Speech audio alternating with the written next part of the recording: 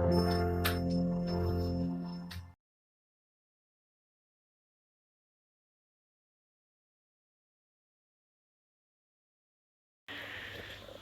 Friends, welcome back to my YouTube channel study art of. So friends, आज की topic होगा राजस्थान क्षेत्र। राजस्थान क्षेत्र के प्रागैतिहासिक कला। लाइक 5 पार्ट है। अगर आपने फर्स्ट, सेकंड, थर्ड और फोर्थ पार्ट मिस कर दिए तो प्लेलिस्ट विजिट कीजिए, जरूर देखिएगा। कंटिन्यूसली सीक्वेंस से आपको सारे वीडियोस मिल जाएंगे। इवन ये वीडियोस देखने के बाद जब आप 5th पार्ट देखेंगे तो इजिली कम्युनिकेट कर पाएंगे। ठीक है, तो स्टार्ट करते हैं। राजस्थान के क्षेत्र।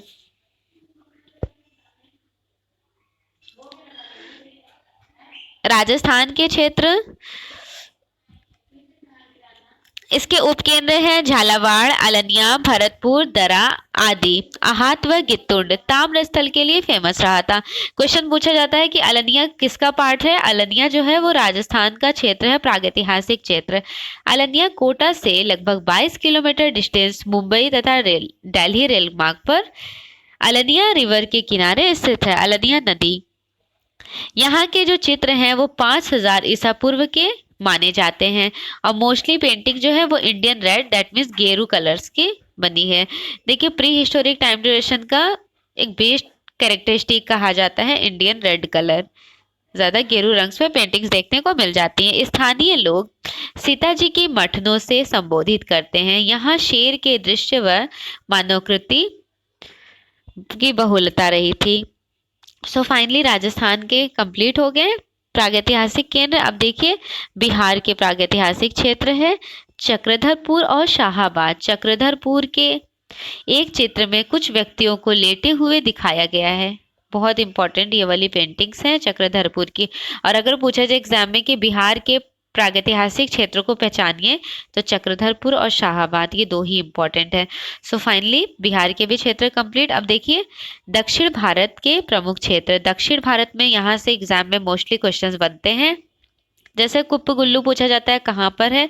कर्नाटक, बेल्लारी में। बिस्वनगुडी, बिस्वनगुडी जो है ये है कर्नाटका में। नेक्स्ट है बिल्ला सरगम। बिल्ला सरगम है तमिलनाडु में। वायनाल के एकदम, वायनाल के एकदम केरल में है, केरल। नेक्स्ट है सयन कुपगुल्लू, कर्नाटक, रायचूर। बेल्लारी के बारे में पूछा जाता है कि बेल्लारी की खोज किसने की, कब खोज हुई थी। तो देखिए, बेल्लारी कर्नाटक में। सबसे पहले तो ये क्वेश्चन पूछा जाता है कि प्रागैतिहासिक क्षेत्र के बेल्लारी किसका पार्ट है। तो ये दक्षिण भारत का प्रमुख केंद्र है। दक्षिण भारत का प्रमुख केंद्र है बेल्लारी, कर्नाटक में है। एफ फासेट ने 1892 ईस्वी में खोज किए थे। आदि मानव का ये प्रधान केंद्र है। As it is line exam में पूछा जाता है कि आदि मानव का प्रधान केंद्र कौन सा रहा था। वो था बेल्लारी। अब बेल्लारी किसका पार्ट है। तो दक्षिण भारत का पार्ट है, कर्नाटक में है। इसकी खोज एफ फासेट ने 1892 ईस्वी में की है। दक्षिण भारत में सर्वप्रथम मानव अस्थियां यहीं से प्राप्त हुई हैं, बेल्लारी से। यहाँ से 6 कोड़ों का सितारा प्राप्त हुआ है। जैसे स्टार्स नहीं होते हैं तो 6 कोड़ों का सितारा कहाँ से प्राप्त हुआ है पूछा जाए तो आपको याद रखना है बेल्लारी से प्राप्त हुआ है। और इसकी समानता किससे की जाती है। स्पेन के कागुल गुफा से। बेल्लारी की जो कंपेयर की गई है वो स्पेन के कागुल गुफा से की गई है। बेल्लारी के बारे में बहुत इंपॉर्टेंट है, यहाँ से डेफिनेटली एग्जाम में क्वेश्चन बन जाते हैं। वेरी वेरी इंपॉर्टेंट टॉपिक है ये वाला। नेक्स्ट है बिल्ला सरगम।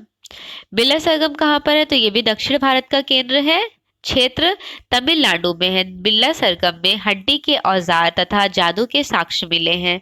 स्वर्गीय राघव राय ने बिल्ला सरगम के टाइम ड्यूरेशन को नवपाषाण काल, नियोलिथिक एज का माने हैं। नेक्स्ट है वायनाल के एकदम। वायनाल के एकदम भी दक्षिण भारत के प्रमुख केंद्रों में से इंक्लूडेड होता है, केरल में है। इसकी खोज एफ फासेट ने 1901 ईस्वी में किए थे। स्वास्तिक सूर्य तथा चौखटे खाने के चित्र यहाँ से प्राप्त हुए हैं। दक्षिण भारत में रायचूर पर्वत श्रृंखला से भी चित्र प्राप्त होते हैं। नेक्स्ट है उत्तराखंड के क्षेत्र। उत्तराखंड के क्षेत्र खोज करता है केजी नटियाल। पिथौरागढ़, चमेली, देहरादून में खोज की गई थी। इसके प्रमुख तथ्य हैं प्रागैतिहासिक काल से दक्षिण भारत में गणेश संस्कृति व्याप्त थी। शिलाओं पर रंगीन चित्रकारी किसने शुरू की। क्रोमगनान मानव ने। क्रोमैग्नान मानव ने सर्वप्रथम शिलाओं पर रंगीन चित्रकारी कलरफुल पेंटिंग्स बनाने की शुरुआत की। ये वाले टर्म्स भी आपको याद रखना है कि प्रागैतिहासिक काल में दक्षिण भारत में गणेश जयंती व्याप्त थी। नेक्स्ट है,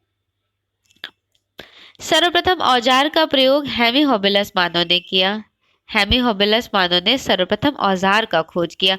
और सर्वप्रथम औजार कब मिला था? तो 1863 में, 1863 ईस्वी में औजार का जो खोज हुआ है, डिस्कवर 1863 ईस्वी के टाइम ड्यूरेशन में रॉबर्ट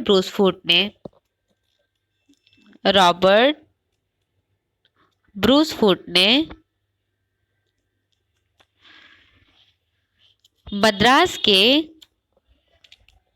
मद्रास के पल्लवारामन नामक स्थान से औजार की सर्वप्रथम खोज किए थे और सर्वप्रथम औजार का प्रयोग किए थे हेमीहोबिलस मानव ने। ये दोनों टर्म्स आपको याद रखना है, one of the most important point है। ठीक है, नेक्स्ट पॉइंट देखिए। नेक्स्ट है, प्रागैतिहासिक शब्द का प्रयोग सर्वप्रथम किसने किया? प्रागैतिहासिक शब्द, जो प्रागैतिहासिक वर्ड है, प्री हिस्टोरिक वर्ड, इसका सर्वप्रथम प्रयोग किए थे डैनियल विल्सन अपनी पुस्तक the archaeology and pre historic annuls and Scotland नामक पुस्तक में। कब किए थे? टाइम भी याद रखिएगा, 1851 में। जब आपने पार्ट फर्स्ट देखा होगा तो मैंने ये टर्म्स वहां पे एक्सप्लेन किए थे। ठीक है, चलिए नेक्स्ट लाइन देखिए। लंदन विश्वविद्यालय, लंदन यूनिवर्सिटी की पुरातत्वविद श्रीमती एल्चियन ने 1955 में रायचूर पर्वतमाला में शिलाचित्रों की खोज की। दक्षिण भारत में अधिकतर करथर चित्र प्राप्त हुए हैं। उत्तर पाषाण जो रहा था, उत्तर भारत में पाषाण युग के बाद लौह युग की शुरुआत हो जाती है। पाषाण युग के बाद कौन सा युग शुरू होता है? लौह युग। एमपी के गुंजेरिया नामक स्थान से तांबे का 424 यंत्रों का उदाहरण मिला है। कहाँ से मिला? एमपी के गुंजेरिया नामक स्थान से। मानव ने सर्वप्रथम तांबे का प्रयोग उत्तर पाषाण कालीन अस्थि लोहदा से प्राप्त की। 1964 ईस्वी में होशंगाबाद एमपी में स्थित आदमगढ़ शिलाश्रय से 25,000 वर्ष पुराने पाषाण मिले केवी जोशी के थ्रू। 1973 के टाइम ड्यूरेशन में हैकल ने नर्मदा नदी से मुत्रा नामक स्थान पर एक हस्तकुठाल प्राप्त किए। खेती के साक्ष्य मेहरगढ़ से प्राप्त हुए हैं। बागौर से मध्य पाषाण कालीन सभ्यता के चित्र मिले। अगर पूछा जाए कि मध्य पाषाण कालीन सभ्यता की पेंटिंग्स कहाँ से मिली है, तो बागौर से मिली है। बहुत इंपॉर्टेंट लाइन्स है ये वाला। बागौर से मध्य पाषाण कालीन सभ्यता के चित्र मिले हैं और खेती के साक्ष्य सर्वप्रथम मेहरगढ़ से प्राप्त हैं। धातु में तांबे की औजार व कुल्हाड़ी का प्रयोग सर्वप्रथम किया गया था। इसके कैरेक्टरिस्टिक देखिए। प्री हिस्टोरिक टाइम ड्यूरेशन के प्रागैतिहासिक कालीन, गेरू, रामरज, खड़िया व काजल जैसे रंगों का प्रयोग अपने चित्रों में किया गया है। प्रागैतिहासिक कला कैसी कला थी? सामुदायिक कला थी। प्रागैतिहासिक काल के चित्र जो रहे थे वो 2-3 स्तर में मिले हैं। प्रथम स्तर में चित्रों को प्रतीक रूप सिंबॉलिक फॉर्म में दिखाया गया है। सिंबॉलिक फॉर्म में प्रथम स्तर की पेंटिंग्स को दिखाया गया है। सेकंड जो स्तर रहा है वो शिकारी जीवन की पेंटिंग्स को कैप्चर किया गया है। थर्ड स्तर, जो थर्ड पार्ट है, उसमें दैनिक क्रिया, पशुपालन, नृत्यवादन आदि चित्र अंकन किए गए हैं। क्षैतिज रेखा, हॉरिजॉन्टल लाइंस का यूज नहीं किया गया है। और क्षैतिज रेखा बेसिकली होती कौन सी लाइंस है? तो ये वाली जो लाइंस होती हैं जो पैरेलल सीधे जा रही होती है उन्हें बोलते हैं क्षैतिज रेखा, हॉरिजॉन्टल लाइंस। हॉरिजॉन्टल लाइंस का ज़्यादा से ज़्यादा यूज जो करते हैं लैंडस्केप जब हम लोग कैप्चर करते हैं तो उसमें यूज किया जाता है। और प्री हिस्टोरिक टाइम्स में क्षैतिज रेखा, हॉरिजॉन्टल लाइंस का यूज नहीं किया गया है। प्रागैतिहासिक चित्र कैसे होते थे? वर्णात्मक होते थे, जैसे शिकार, हाखेट, पशु अंकन, शिला चित्र, रॉक आर्ट, खुदरी चट्टानों पर बने हुए थे। लाल गेरू ज्यामितीय, लाल गेरू देखिए प्रायोरिटी रही थी। ज्योमेट्रिकल शेप्स जो होते थे, ज्यामितीय आकार का प्रयोग जो किया गया वो जादू के विश्वास के लिए प्रयोग किया गया। तुलिका जिसे ब्रश कहते हैं, ब्रश ब्रश जो होती थी वो रेशेदार लकड़ी तथा सरकंडे के सिर को कूचकर बनाया जाता है। सपोज कीजिए ये बैम्बू स्टिक है, सरकंडे की लकड़ी है, यहाँ का जो पार्ट होता था जब इसे रब करेंगे किसी पत्थर से तो वो इस तरह से टेक्सचर ले लेगा। तो ये कहा जा रहा है कि जो ब्रशेज होती थी वो रेशेदार लकड़ी और सरकंडे के सिर की कुची कूच कर बनाई जाती थी। प्रागैतिहासिक चित्रों में रंग लगाने की विधि जो थी वो नरकुल से ब्रश लगाते थे। जैसे ये हो गई, नरकुल से ब्रश से पेंटिंग्स करते थे। और जो जानवरों की पुट होती थी उससे बाउल बनाते थे।